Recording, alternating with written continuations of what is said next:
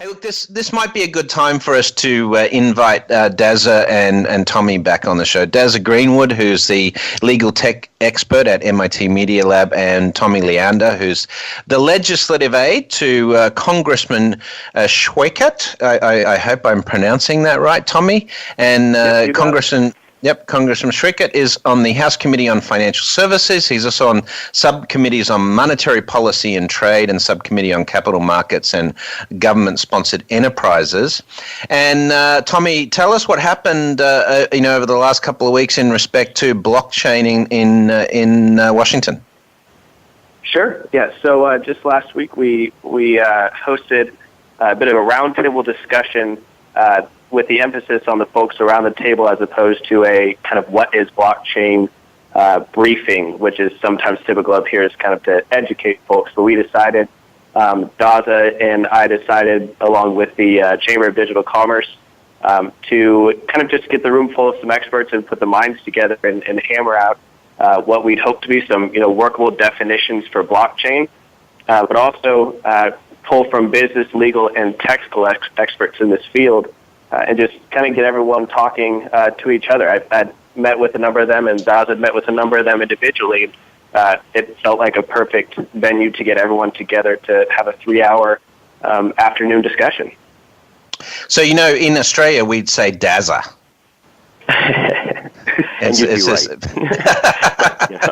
One in America. I'm just kidding. And boy, this was the classic American kind of day of, Mr. Smith was in Washington tell me. with the blockchain under the arm, and we had a great dialogue. It was the kind of open forum that you'd want.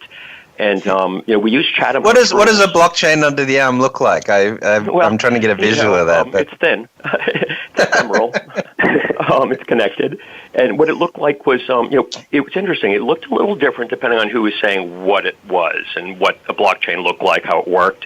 We got a bunch of definitions. We had a lot that were donated in advance of the day on the phone, and we want to thank you, Brett, and your show for helping us get the word out about this, and it was successful. And then I think if you look at a website we've got here for the event, it's MIT.edu/blockchain. You will see embedded in the first page there's some slides where we have the notes of the proceedings, and so you'll see some of the open questions and ideas for the definition of blockchain. Oh, you've even got a slide share on smart contracts. Yeah. And so there's a couple notable things, and Tommy and I thought we'd just highlight a couple of them. One of them is it was brought up that it really depends what the legislation is intended to regulate, and in terms of which definition would be appropriate, which aspect of blockchain would be appropriate. And it might be a bit premature at this point to get too definite about a definition until we can see how things shake out in the context of a particular bill. And there's a lot of great dialogue, playing that out in this kind of bill or that kind of bill, which we captured. And the other outcome was that contracts are really where most of the action is legally right now, with rollout of products and services. And so we actually, at that meeting, one of the outcomes was to convene a third get-together between Congressman Schweikert's office and MIT, law.MIT, which will be in the probably third, fourth week of January. It'll be our second annual Blockchain Legal Intensive at the Media Lab, and we're going to do it as an open event so people can participate on Google Hangout and go deeper now into how to apply blockchain and define it and what clauses are appropriate in contracts if you're using the services or providing the service as a company. So it was incredibly successful, and it was cool. Kind of that you bother for. Yeah, awesome. That's, congratulations on pulling that off, and we're glad we could be a part of it. Not in person in Washington, but supporting you guys with it. Now, the lessons of the DAO, the Decentralized Autonomous Organization, or DAO, and so forth. In terms of the emerging smart contract side of things, what do you think the grasp is of this potential for machine-to-machine based contracts and transactions in Washington? Is there a growing awareness of this? Speaking just here in Washington, with the formation of the Blockchain Caucus, which is no more than 3 weeks old and 3 members on it, I think the conversation is very new. We've got a number of members who are interested, and once everyone returns after the election, you can probably count on that dialing up quite a bit. So as far as the current conversations, I'd say it's pretty young at the moment. So do you think the future president, do you think she's going to have a blockchain advisor? I couldn't possibly guess. It'll be fun to see how it plays out. And I like the she insert there. Did I make a slip there? Freudian slip. I don't know. Brett, are you predicting a Jill Stein victory? Is that? Well played, Mark. Well played. Yes. No. So that's great, guys. So look, keep us informed. This is really interesting stuff. The potential for smart contracts and the blockchain. We do have to see.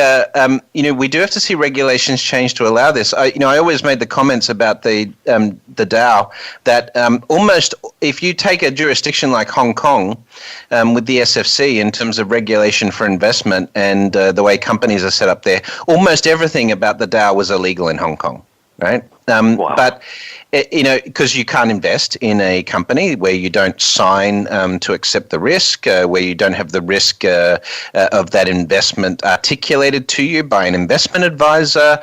You must have the company officers take fiduciary responsibility for those investment discussions, et cetera, et cetera, et cetera. All of those rules were broken by the DAO. Now, you could say regulation makes it illegal, so you shouldn't do it. But if you do that, then you can't be a competitive economy in 10 years' time because you've got to allow smart contracts and smart companies like this, right? So it's a really interesting development.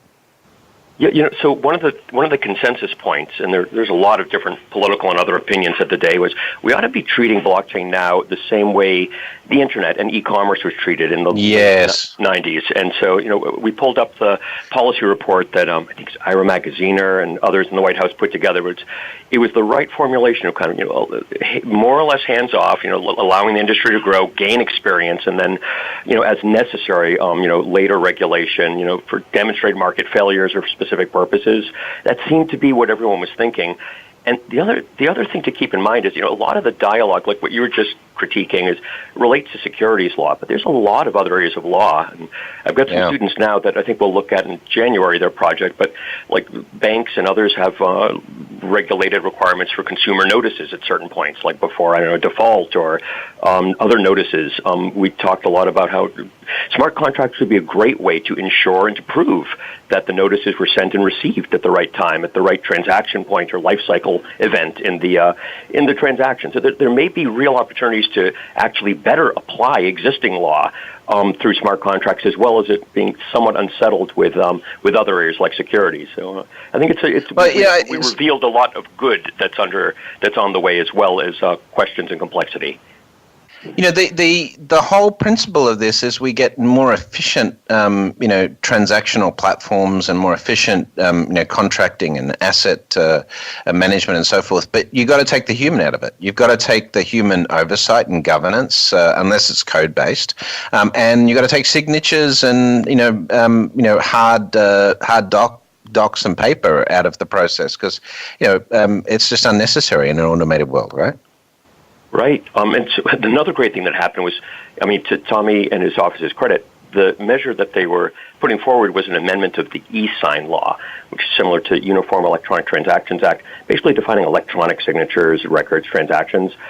When we took a closer look at that to see exactly the implications of including blockchain, it was very clear that the current definitions are broad enough to encompass having these automated transactions and these trigger points that were chosen by the parties. They certainly constitute valid signatures, or they certainly can. And so one way to look at it is take the signatures out. Another way to look at it is let's just apply the existing law in the context of new technology. And we're good at that. Yeah. We know how to apply old law to new conditions. Yeah, and on that as well, on that point, Perry Ann Boring from the Chamber of Digital Commerce brought up that the other side of that also, which is some of the folks in the business side of this are coming to her saying, while we're thankful that you think it falls under current law, we'd love some clarification or just an emphasis that says it indeed does count. And so we've got to fund both sides of the conversation. There's some would, on the business side, find it helpful to have that extra clarification, where some on the other side say it's perfectly already written in there. You bet. Awesome. That's why we have e-sign, by the way. E-sign is a clarification that electronic methods are sufficient, when many of us thought at the time that it was already pretty clear under common law. It was, in fact, very helpful and unleashed a lot of investment, so that uncertainties that general counsels and others had were addressed directly by law. Maybe that's the case now.